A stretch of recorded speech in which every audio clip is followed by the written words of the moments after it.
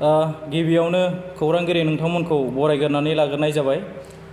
दिनैनि बे खौरां मेलनि गेजेरजों बर' माहारियारि फरायसा आफाद मिरु BoNSUनि हारिमु नेहाथारि जानानै आङो गोजाम बोसोरखौ बिदाय होनानै बा गोदान बोसोरखौ बरायनानै बा रंजालि बैसागु फोरबोखौ बयबो गाजा गोमजायै गाहामै गाहाम फालिलांनो थाखाय आङो गिबियावनो आंनि गोसो गोरबोनिफ्राय अननाय आरो सिबिनायखौ आरो खुलुमनायखौ बयनिसिमबो जासिग्रोनाय जाबाय।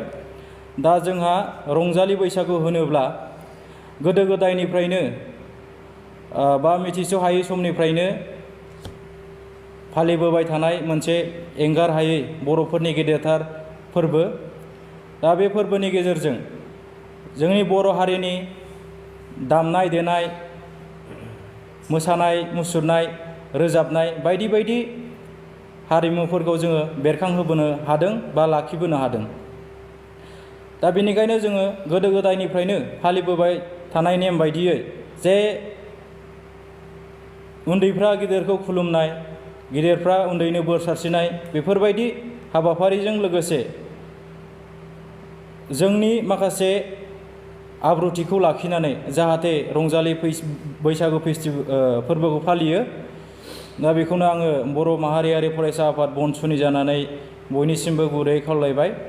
आङो गोदान बुंनांगौ दं होननानै जेबो सानाखै। मानो होननानै बुङोब्ला रंजालि बैसागु फेस्टिभेला गोदोनिफ्रायनो बोसोरफ्रोमबो फालिबोबाय थानाय मोनसे फोरबो। दा बेखौ बोरैहाय फालिनांगौ जोंनि गासैबो मानगोनां रायजो राजा बिथांमोना मिथिखाजोबगौ। दा दिनैनि बे खौरां मेलनि गेजेरजों आं नैबेखौसो बुंनो सानदों जे दानि फरायफुबाय थानाय उन्दै उन्दै फंबाय बिनानावमोनहा रंजालि बैसागो फोरबोआव रंजानायनि फोरबो होननानै जाहाथे निसानि फुख्रियाव गब'नानै गारि घरा बाइकफोरखौ साखाव सासि खालामनानै जाहाथे खैफोदनि हाखराव गब्र'आ बा गावनि आब्रुथि गैयै समाजनि बेरेखा खामानि मावनानै ससियेल मिडियानि गेजेरजों जाहाथे दिन्थिया, बेखौनो आङो गुरैयै खावलायहरबाय।